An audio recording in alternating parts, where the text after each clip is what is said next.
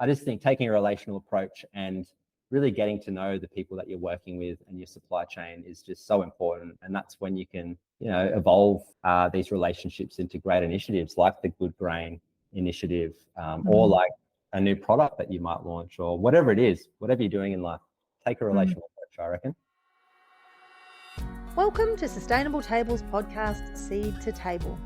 My name's Jade Miles, and we'll be talking with game changers and change makers regenerating food and farming in Australia from the ground up. So today we are thrilled to be conversing with Jahdon Quinlan, who's the effervescent sustainability manager at Stone and Wood. It was Jahdon who made the initial call to us here at Sustainable Table, and who has been the persistent co-designer for this Good Grain collaboration. Stone and Wood was born in 2008 when three mates from the beer business decided to build a brewery with a difference. Inspired by the traditional village brewery concept, they aimed to create not just great beer, but also a business with a conscience deeply rooted in the community of Byron Bay. Jahdon's professional journey spans a whole stack of meaningful work with refugee communities, leadership roles in government programs, and a really deep commitment to sustainability and regeneration. He has a Bachelor in Social Welfare and a graduate cert in Business Philanthropy and Non-Profit Studies. And Jahdon comes at this work thing with a unique perspective that blends social and environmental impact. Kind of the only way to be these days, isn't it, really? Lucky enough to call the Northern Rivers home, Jahdon enjoys all the goodness that this part of the world is known for and has recently delved into the craft and science of brewing, having completed a Foundations in Brewing course with the Institute of Brewing and Distilling. And we are most definitely going to ask you about that as we chat.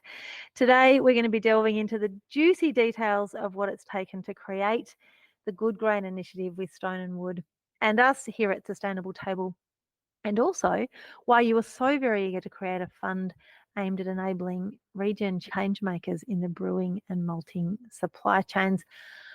Oh, that was an intro. Let's start at the very, very beginning. What's the difference in approaches in craft brewing compared to mainstream brewing? If we start with the beer, then the only way is up, right?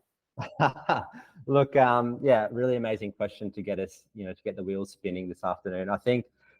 I mean, from my perspective, I've only really been working in the craft industry or the craft brewing industry for about 2 years and 3 months, to be precise. So, I mean, I don't know how qualified I am to answer that question, but I guess from my, small time in the industry and from my perspective, I really think there's something special about the craft industry, and especially in comparison to maybe some of the larger, brewers out there, where things are a little bit more automated. Generally speaking, craft brewers will be, potentially more hands-on, so they'll be throwing the malt by hand into the mash tun, so to speak, or, they might be dry hopping, putting some hop cones in a fermenter. So that's just, I guess, a broad, distinction is that there is more of a hands-on approach. But in terms of the philosophy, of the craft industry, it's very much more relational, is something that I've picked up. There's very much a culture of collaboration, of innovation, pushing the status quo with new beer recipes. And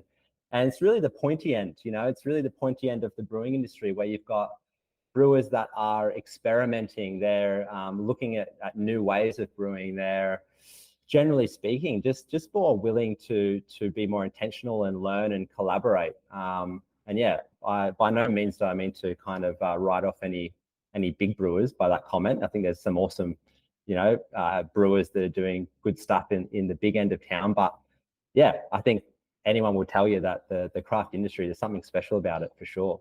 And not only is it sort of nuanced and artisanal and small quantities and creative with what it pulls together, it seems to function as a business with a conscience, doesn't it? How is this philosophy integrated into Stone and Wood's daily practices? Yeah, and I guess this is, a really good entry point and intro for Stone and Wood. So Stone and Wood has been running since 2008, as you mentioned earlier. It was founded by three founders, Ross, Brad, and Jamie.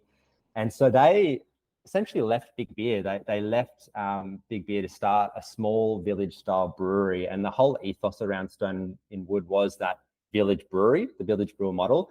And so the idea is, back in simpler times, you'd have the village brewer along with the baker and your butcher, and it would serve as this really valuable thread in the fabric of community life. It would be a really important gathering place and pillar where the local community could come on a regular basis, share stories, celebrate milestones, and really just foster a sense of belonging. So, you'd even have towns that were known for different artisanal skills. It might be a town that's known for their cheese making or their wine making, and brewers were no different. They really fit seamlessly into that model of the village artisan, so to speak. So that's really the approach that Stonewood has taken. Obviously, they probably weren't expecting for their brewery and more specifically Pacific Ale to take off so rapidly. And I'm not sure if you're aware of the story of our Pacific Ale. It's our number one kind of hero product, selling beer. And it was essentially one of the most disruptive craft beer products to hit the scenes in Australia. So that has definitely, shaken things up for the business. It's allowed us to grow quite rapidly, and it's allowed us to really, I guess, try and do more good in the communities and with the people that we have the pleasure of working with. Which in this case is Sustainable Table, and it has allowed us to put our heads together and create something called Good Grain. You and I know how this got cooked up, but let's share that for everybody who's listening so that people can understand how the idea first came about and then how it's navigated its way to launch. Totally. Yeah, sounds good. So I guess, in my role being sustainability leader, we're constantly looking at ways that we can, tread more lightly, reduce our impact, and I guess innovate and look at ways of pushing sustainable brewing and taking to the next level. So for us, we've got some really amazing practices that we've embedded in our brewery. So, we've got a 100 kilowatt solar system on our brewery in Murwillumbah. We've got an 80 kilowatt solar system on our brewery in Byron. We have ultra reverse osmosis filtration system at our Murwillumbah site, which actually filters some of our trade wastewater, and then we pump it back through to utilities to use for, things like wash downs, etc. And also for our boilers as well. So we've got these practices and things that we're doing in-house. We're focusing on our energy, our water use, our gas usage. So there's programs and initiatives that we've implemented within the brewery walls that we've really honed, and that's what we've started with. And now we're at this amazing point in the life cycle of the business and the life cycle of our sustainability journey, where we can actually start to focus beyond the brewery walls and we can look upstream. So really, we've been looking more like downstream. We've got some really amazing waste practices. So for instance, last year, we actually diverted 90.8% of our waste from landfill, and that's actually excluding our spent grain. Wow, that's amazing. Yeah. And that includes the spent grain. No, that's actually excluding. So if we include spent grain, it would be even higher. But for us, we don't count the spent grain because we sell that on to local farmers to use for cattle feed. So a lot of brewers are actually, and we actually have in the past, to be transparent with you, we have included spent grain in our calculations, but the industry has moved away from that, generally speaking, with, a lot of the benchmarks that we're using.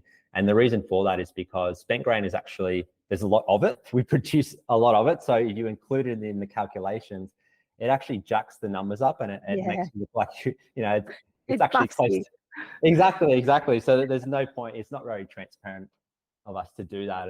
And so we've made the call to exclude it.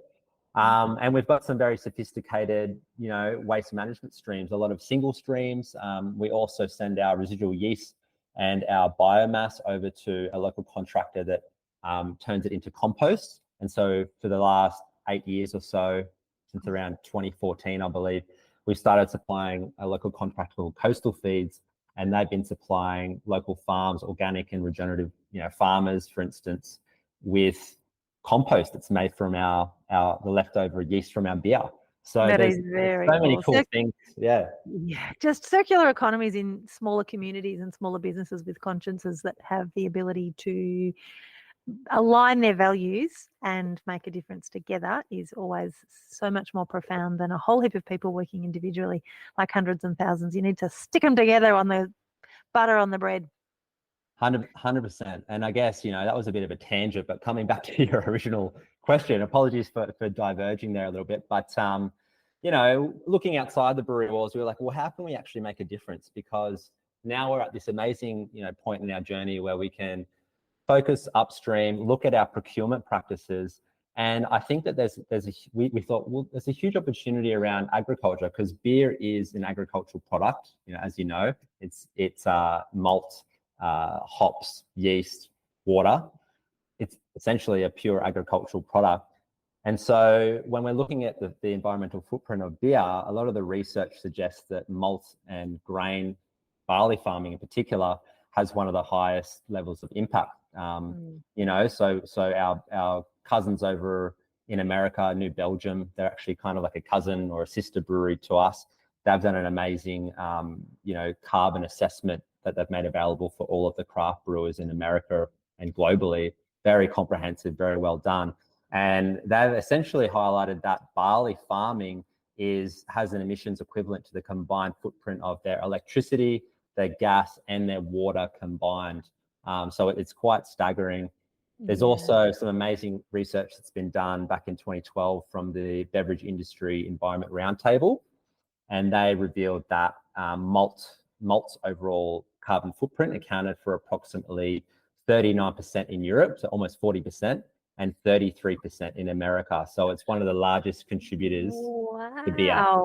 I want to just flip back to that question, though, how it came about that Good Grain was birthed. Yes, good question. So I guess, we've done a lot of stuff in the philanthropy space. We've also got our Ingrained Foundation, which is a separate conversation that we can have later on. And we've done some amazing stuff within the philanthropy, non-profit space. And what that does is it actually gives a whole bunch of validation and credibility to the sustainability initiatives that we've launched into, especially around community. And so the thinking around it was like, well, we've been doing a lot of stuff with the community space and the Ingrained Foundation. Could we not partner with a non-profit around the regen ag stuff? Because, obviously working in a commercial context, there's a lot of walls and boundaries that are put up, with other brewers, generally speaking. I like to think the craft industry, some of those boundaries and walls are lower, and we're more relational, we're more willing to collaborate. But there's a real beauty in working with a non-profit because it's a third party and it's got that, track record. For instance, as you guys do at Sustainable Table, you guys have that track record of providing impact and having transparency, being registered with ACNC, having the tax deductible status around donations. So there's all of these kind of governance mechanisms and, validation that and credibility that a non-profit like Sustainable Table gives us. When we're trying to do this work around, developing procurement pipelines and encouraging our peers in the industry that we just couldn't get anywhere else. And that's when I jumped on the phone with you, Jade, and essentially we just kicked it off. And I believe you kind of came up with the foundations, and we've just kind of taken the ball and run with it. And now it's evolved into this beautiful synergy between us and Sustainable Table. So that's the story. That's the story. And so in your words, what have we got? We've got 4 projects on the table, and we've got a whole range of other craft brewers that are coming on board to support the initiative.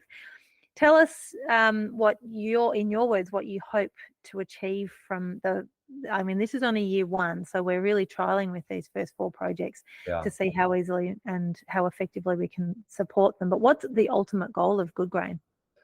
Yeah, really good question. So I guess, just to describe it more broadly and in simpler terms, it's really an industry development initiative. So what we're trying to do with this is to activate, empower, educate and inspire our peers in the brewing, malting and distilling industry. So all of these kind of correlated players in the space that use a whole bunch of malts very regularly and a whole bunch of grain, essentially.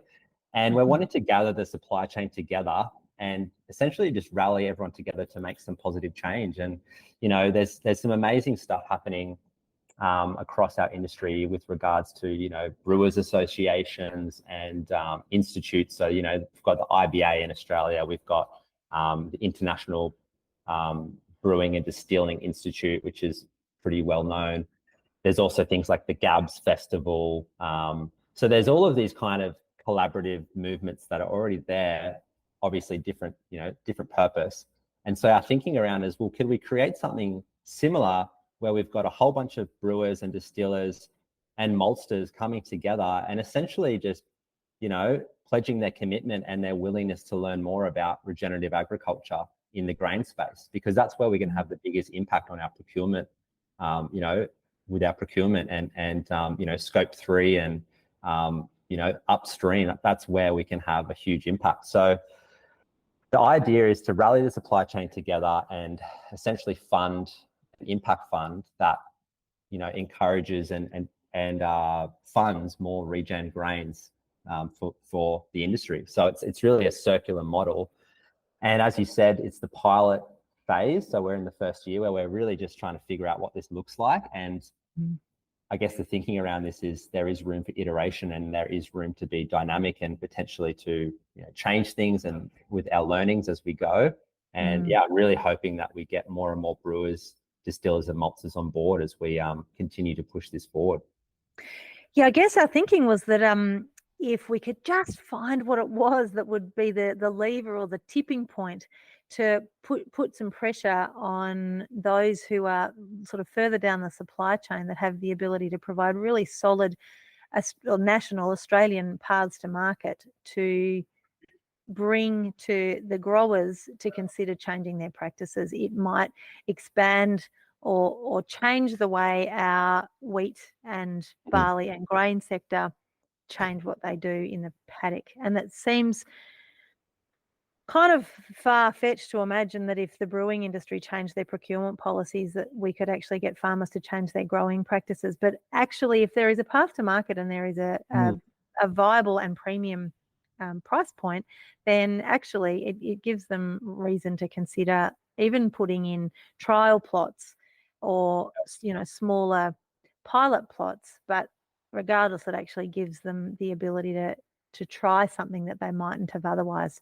And so that's what our thinking was, wasn't it? We thought if we can dangle some carrots that start to show that we can actually tip this and succeed in getting the last bastion of food production being the grain sector to consider changing its approach, then maybe we'll be onto something. 100%. And I think there's something beautiful about the craft industry where a lot of, craft brewers and distillers as well, they're using a lot less grain, which, when you're thinking kind of logically, you think, oh, well, that means they can't have as much impact. But I think collectively they can, and collectively they have more bandwidth for iteration and adopting these grains because they're not using as much. For a larger brewer, when they're looking at the bottom line, they're not able to transition to some of these higher cost grains, that regenerative or organic, grains, because there's not really a commercial, there's too much of a cost impact and a commercial impact. Whereas the smaller to medium sized brewers, they can actually take on that cost because they don't have to buy, as much grain in bulk. So there's definitely a feasibility thing there. And I guess, going back to, the original intentions behind the Good Grain Initiative, we were really inspired by the work that was getting done that has been done and has been achieved in the non-profit sector. And, it's people like yourself, Jade, and Sustainable Table and, other non-profits that we've worked with in the space, like Farmers Footprint, for instance, that I think already have these established relationships with the farmers and the systems in place that, it doesn't make sense for us wanting to create change to go outside of that and try and, engage growers on our own, because that's just going to take too much time and resources when we've already got the connections established and the systems in place and people like yourself that are doing such amazing work. Yeah, I think from memory, that's how we kind of cooked this thing up. We said, actually, that work is slow, and it takes a really large amount of trust and patience to build those relationships. We've got some of those relationships. How about we work out where some of the really innovative players are, and we find a way to shine a light on them and to enable them through an amount of money. And so really it's been a beautiful collaboration. Now, I just want to go back to something that I said at the very beginning, which was that you have just finished a Foundations in Brewing course with the Institute for Brewing and Distilling. So clearly you've got a bit of a clue when it comes to the art of creating brews.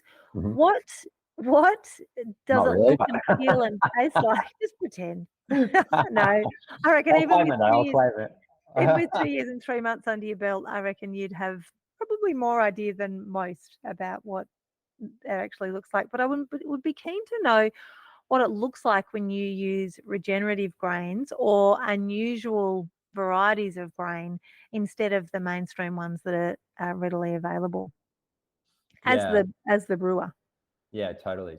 So, when most people say malts, they think of barley, which is actually not a mistake to do that. Generally speaking, malt is synonymous with barley. So that's just an important one to flag and to call out, that generally speaking, brewers will use barley as the main grain, whether it's, even if we're brewing up a wheat beer or a rye beer, for instance, that will only be a small proportion of the malt bill.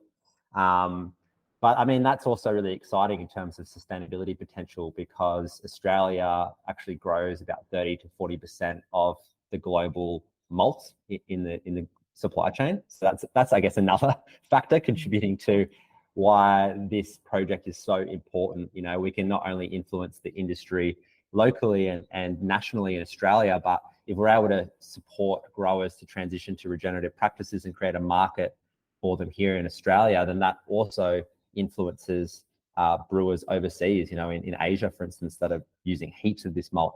Mm-hmm. And it's also across, it's like 4.8 million hectares of land. It's the second largest crop next to wheat that's grown in Australia. So it goes wheat, sugar, barley. So it's huge. That is huge. Imagine we could change the practices of all of those folk who are out there growing this day in, day out to be regenerative. It'd be amazing. So in terms of brewing, we use a lot of malt. If you were to have a glass of beer in front of you, the number one ingredient is actually water. But then after that is malt, and hops actually only make up a small proportion. Depends what kind of beer we're making. Like if we're making, like a hazy pale ale or an IPA, generally speaking, that would have more of a hop profile. So it's more hop driven. If we're brewing a lager or a pilsner or something like that, it's a more malt driven beer. So you wouldn't have as much hop, or, if you do, it just, the characters wouldn't come through as much. So I mean, even though I've done a Foundations in Brewing, I'm by no means, I don't think I'm qualified to speak too in depth about brewing. I've got a rough understanding and learning every day. There's a really amazing opportunity on top of shifting to regenerative practices with barley farming, and that is in the perennial grain space. So I understand you've just had a chat with Matt Newell, research scientist with the New South Wales DPI. So we've actually just sourced some grains earlier in the year from him via Stu at Voyager Craft Malt. Mountain rye? Yep, so that's the mountain rye. We've also got some perennial wheat as well, and some Kernza. So a lot of people, some people would be more familiar with Kernza because there's been a big campaign that's been pushed in the US with Patagonia Provisions. They're doing some really cool stuff with craft brewers around Kernza grain.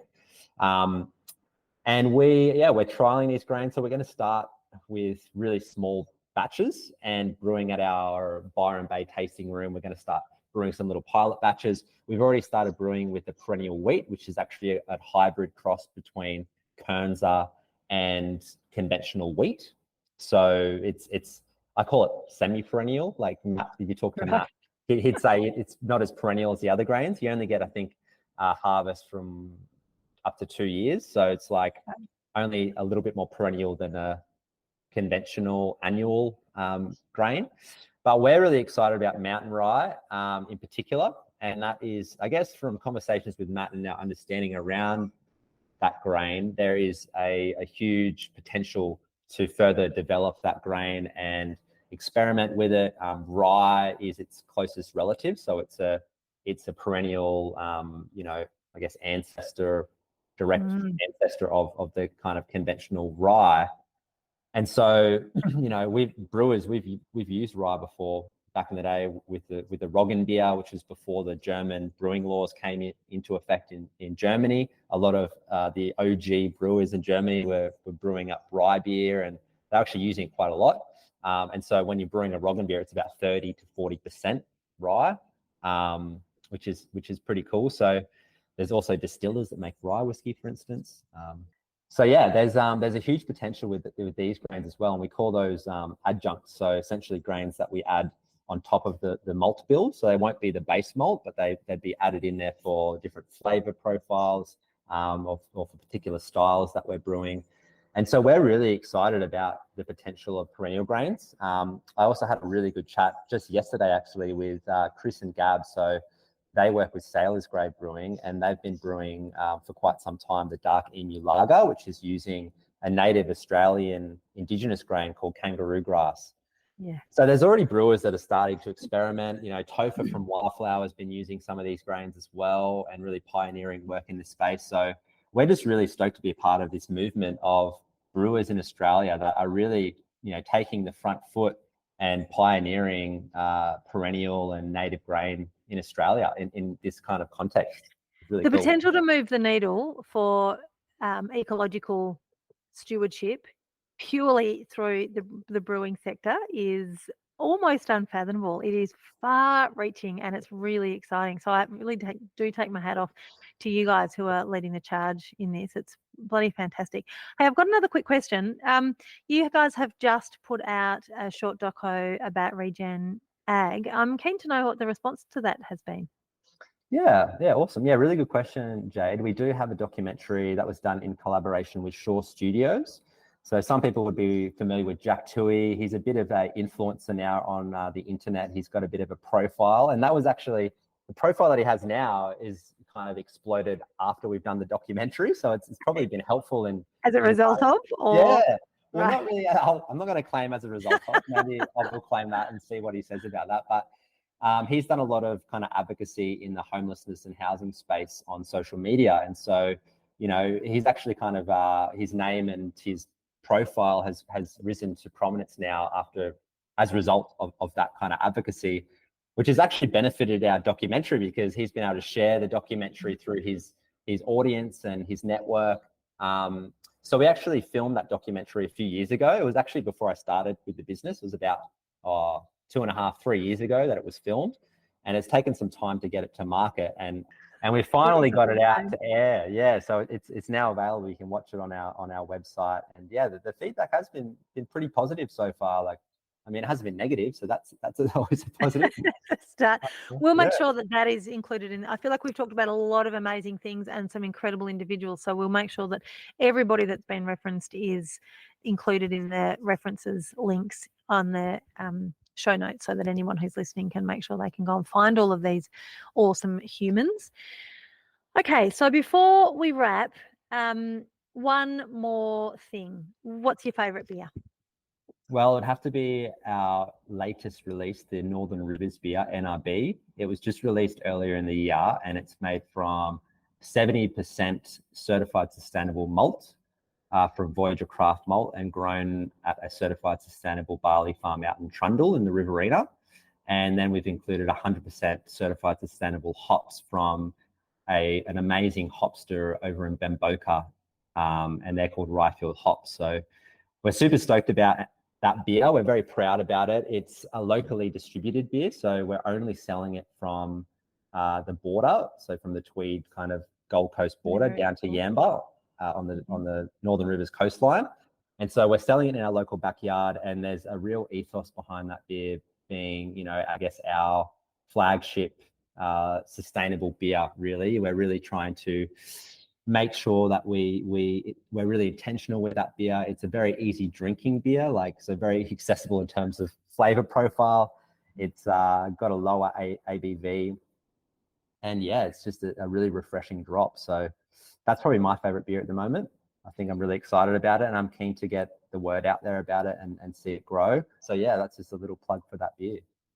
Oh, and just a complete plug for the fact that you guys are revolutionizing collaboration. Like you just mentioned about 5 different farmers in that conversation into one beer. Like it doesn't have to be that hard, and you guys are really showing how it can be done in a way that actually honors those that have got their hands in the dirt, making it come to life. Yeah, and that's just a really good place to, I guess, good note to end on. I think, Jade, is that relational component. You know, I went out and visited some of these farmers. Mm-hmm. A few other members of our team here at Stone and Wood late last year. So we went out to the Riverina and we met with Matt, actually, from the Mountain Rye Perennial Project with New South Wales DPI.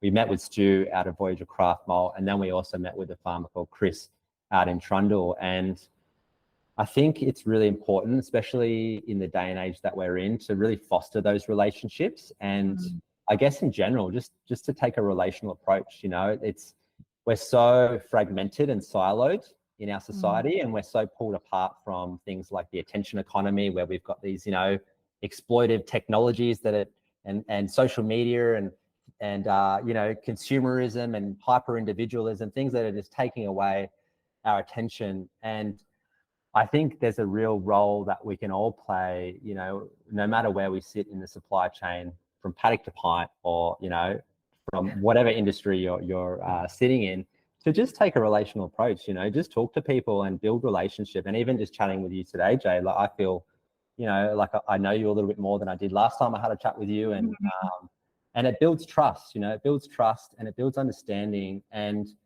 it allows for new things to grow. And I think that, yeah, it's a really important thing to consider, especially when it comes to agriculture. A lot of the farmers that I've had a chat with here in the Northern Rivers, we have a lot of dairy farmers, a lot of vegetable farmers. They're just such beautiful people. And, you know, when you go to your local farmers markets and you have a chat to them, it's just refreshing. You know what I mean? Because it's real.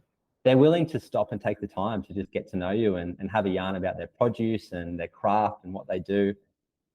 And so, yeah, I guess that's a very long-winded note to end on from my point of view. But I just think taking a relational approach and really getting to know the people that you're working with and your supply chain is just so important. And that's when you can, you know, evolve these relationships into great initiatives like the Good Grain initiative, or like a new product that you might launch, or whatever it is, whatever you're doing in life. Take a relational approach, I reckon. And that ultimately has a conscience, has the ability to actually make a difference. Yeah, 100%. Yeah. Well, on that note, thank you. And also, before you disappear, I want to say good luck on new baby. Thank you. No, thanks, Jade. That's another, I guess, I don't want to say new project to diminish the weight of it, but it's another project that's come up around the same time as Good Grain, and it's definitely split my focus a little bit and made it a little bit more challenging. But that's just life, isn't it? It's that will be your reality till the end of days. Yeah, but yeah, look, really stoked to be working with Sustainable Table, and the team here is really inspired by the work that Sustainable Table has achieved and your track record, and even just seeing some of the work that you've done with that regenerative agriculture map, and the fact that you're already having so many relationships with different farmers from across the spectrum. That's really amazing just to see the comprehensiveness and the expansiveness of the work that you're doing. And, you know, from the conversations that we've had with other growers, other brewers, other people in the supply chain that know your team and know you, Jade, it's been nothing but positive in terms of the interactions and yeah, and it's really inspiring work. So I just wanted to give you guys a shout out as well and say thanks for partnering with us with this one. That is very kind. Thank you. It's been a really pleasurable project to work on. It's felt like it's been just the right size for us to make some learnings but make a difference at the same time, or to take some learnings and make a difference. And working with you guys has been equally as inspiring, because it's been a real opportunity to see what it looks like when you've got a slightly bigger team than ours, and when you've got the ability to be pretty targeted and nuanced in your focus, and when you're brave enough to step outside the box of what the rest of your industry is doing. And this change making work it's slow and it's erratic, and it is all built around trust and relationships, as you've already said. And so I think it's difficult because we're looking down the barrel of ecological collapse in many ways, and that can instill a sense of panic and fear. But actually, there are some incredible projects happening right across the globe, and even as close to home as Byron Bay, and available in a glass. And so, over a good night with some mates. So I feel like there's definitely a sense of hope when you come across partners that are really strongly values aligned and that you can work with, as well as we have, and as well as this project has the potential to move the needle. So thank you for everything that you've done, from the sowing of the seed right through to the handing over to whoever's going to hold it while you hold your literal baby. It's a really good opportunity for us to work out what next year looks like as well. I'm excited to introduce the 4 projects to everybody. Just on that as well, finally, we don't want this to just be a stone and wood project. We definitely want it to be a sustainable table project first and foremost, but we really want to invite other brewers and distillers to get engaged, and we want to have some shared ownership with this one. So for other brewers, distillers, malt enthusiasts, anyone that wants to be involved, please reach out, because we want this to be a collaborative movement. It's going to take a collaborative effort to move the needle with this one. And so that's just a bit of a invitation as well. So thanks again, Jahdon. It's been a pleasure chatting with you this afternoon, and look forward to a great journey ahead with this Good Grain initiative and whatever else we end up doing together. End up cooking up. Good on you. Thanks for listening to Seed to Table, a podcast by Sustainable Table.